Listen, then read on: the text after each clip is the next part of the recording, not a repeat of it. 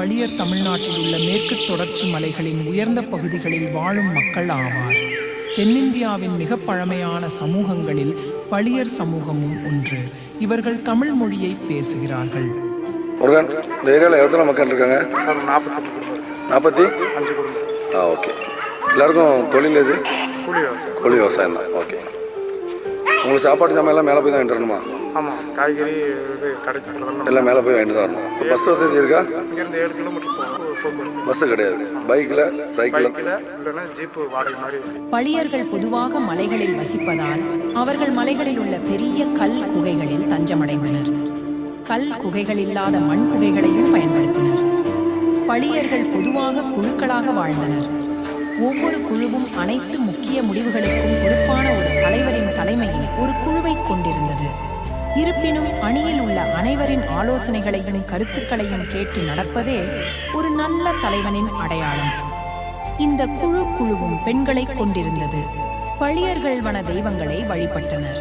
இத்தெய்வங்களிடம் பாதுகாப்பு தேடினர். அவர்கள் காடுகளிலும் குகைகளிலும் வசிப்பதாலும் இயற்கையை நம்பியிருந்ததாலும் வன தெய்வங்கள் அவர்களுக்கு மிகவும் முக்கியமானவை. பளியர்கள் காடுகளில் வாழ்வதற்கு பல சுவாரஸ்யமான நடைமுறைகளை கொண்டிருந்தனர்.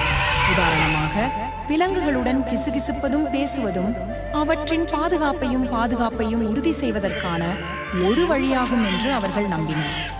காடுகளில் உணவு தேடும் போது வழியை கடக்கும் யானைகளிடம் அவர்கள் அடிக்கடி கிசுகிசுத்தார்கள்.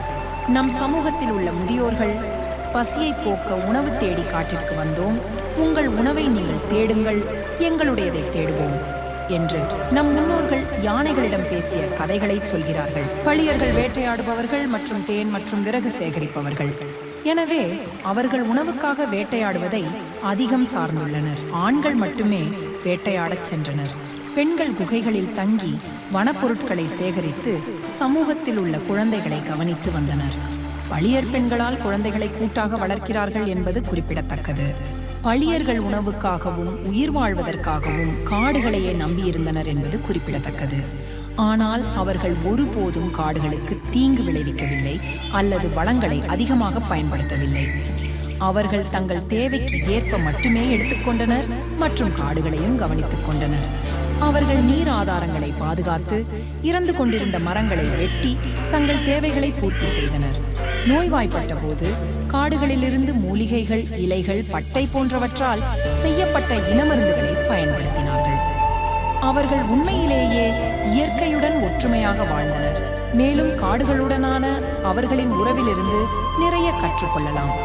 அவர்கள் பாதுகாப்பை பயிற்சி செய்தனர் மற்றும் அவர்களின் உயிர் வாழ்விற்கான நிலையான முறைகளை பயன்படுத்தினர். இது இன்று உலகிற்கு அவசரமாக தேவைப்படுகிறது.